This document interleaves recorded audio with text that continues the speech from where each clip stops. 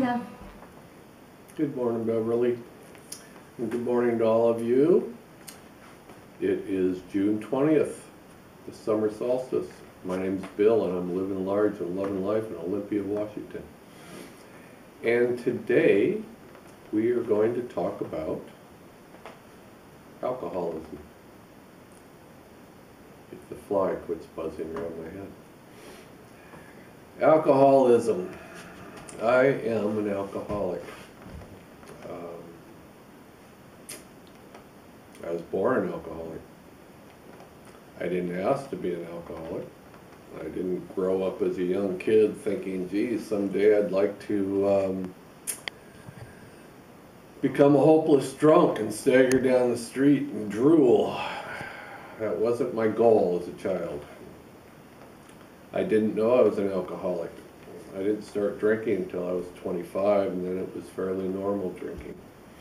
It wasn't until about 10 years after that that I realized that, gee, I might have a problem because, well, I can't stop at one. I'm the one that would finish everybody else's wine glass if they left some in the bottom of their glass. I'm the one that would sneak alcohol. I'm the one that would hide alcohol. I'm the one who simply could not stop after one drink. For those out there who think they might have a problem, there is no cure for alcoholism. Okay, there's no magic pill. There's no, magic elixir that's going to take the problem away from you. The problem is you, and the problem will be solved if you decide you want to have it solved.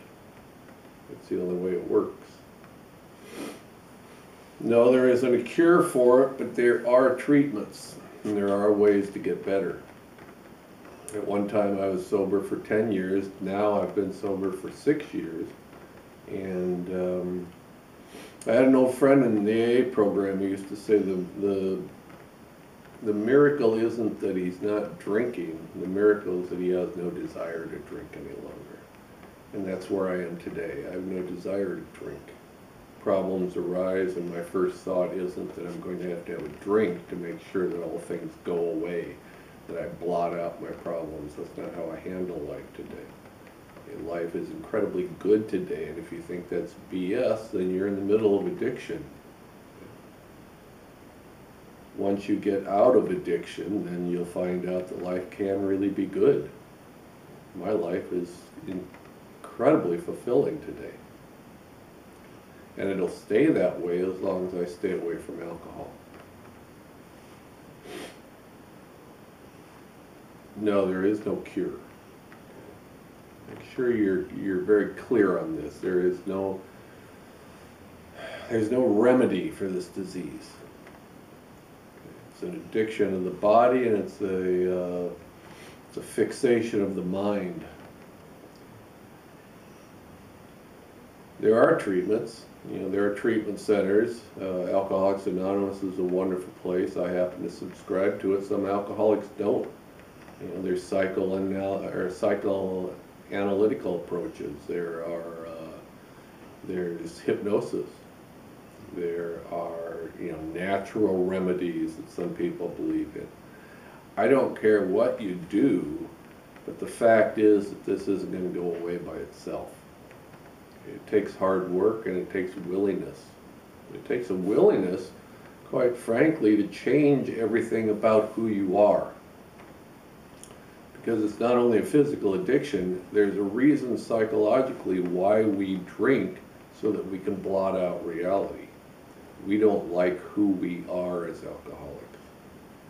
We don't like the way we handle life as alcoholics. So in order to make those things go away, we drink. And so we have to change what there is about us psychologically so that we don't turn to alcohol when there's a problem. Or so that we don't turn to alcohol to hide our emotions. Or so that we don't turn to alcohol just to exist. It takes hard work.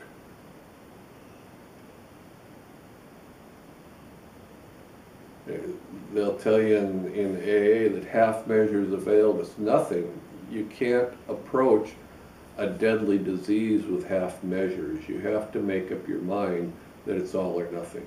Either I'm going to drink myself to death, or I'm going to do whatever is necessary to change who I am. Today I've chosen to change who I am. It has not been easy, it's been painful.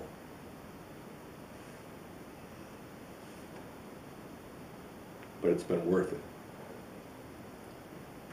It's been worth it. I've hurt too many people in the past. I can't do that anymore. I won't allow myself to do it anymore. I'm surrounded by people who love me. I'm surrounded by people who care and who support me. And with that support, life is good.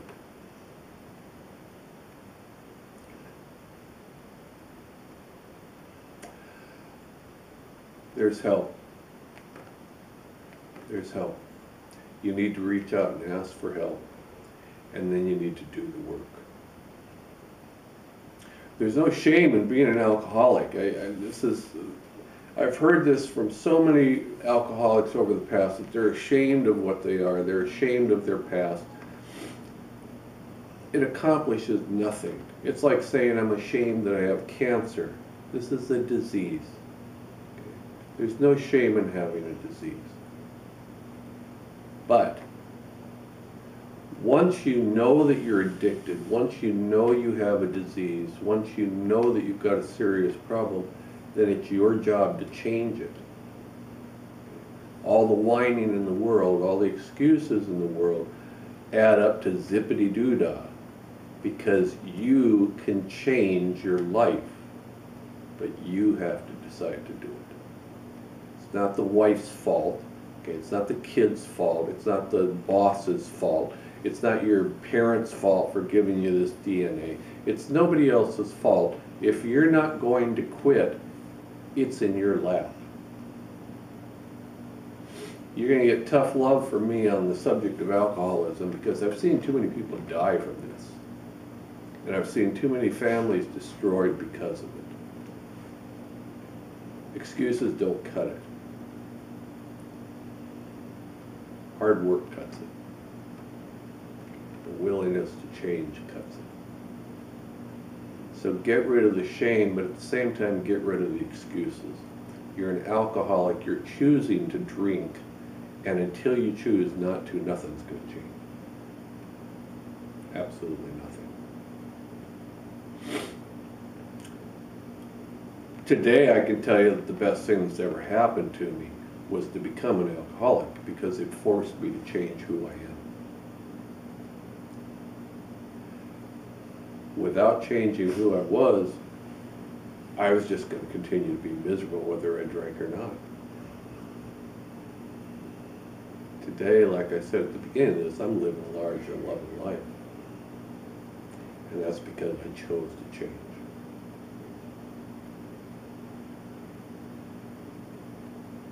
Cancer victims can't choose to get better. You know, somebody with multiple sclerosis can't choose to get better. They can choose to have some of the pain taken away, and they can choose to take the other medications that slow up the disease, but they can't choose to eradicate it. Somebody with Alzheimer's doesn't get to pick and choose when he gets better. He doesn't. An alcoholic can choose to get better.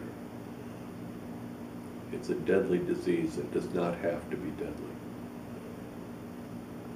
I lost a friend a couple weeks ago that was in the program, died from alcoholism. 2 years sober, went back out, drank himself to death, dead, in 3 weeks after relapsing. He chose to go back out. I do not choose to die from alcoholism. It's not going to happen. If you want help, it's out there. I wish you all the best in fighting this disease, but it doesn't even have to be a fight. I don't fight any longer.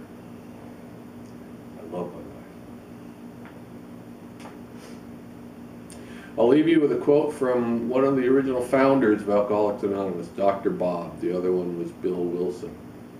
They're the two that began the program of AA and the process of alcoholics helping other alcoholics. Actually, I'm going to leave you with two quotes. Anyway, Dr. Bob had a plaque on his desk, and it was a prayer of sorts, and the first line of it was, "Humility is perpetual quietness of heart." Humility is perpetual quietness of heart. Wouldn't that be wonderful? To wake up every day and have a quiet heart without worries. I don't know if I'm at the perpetual stage, but I can tell you what, I don't wake up craving a drink. In fact, I don't even wake up thinking about drinking. So my heart's a lot quieter than it used to be. The other thing I'll leave you with is a preamble that we say in AA all the time. If anyone anywhere reaches out for help, I want the hand of AA to always be there, and for that, I am responsible. I'm responsible to help any alcoholic who reaches out for help. That's my job, because people before me reached out to me. People before me gave me support when I couldn't stand on my own. So it's my responsibility to help you if you reach out for help. But you have to reach out. That's all I got for you today. Live long and prosper. Have a wonderful life. Thank you for listening.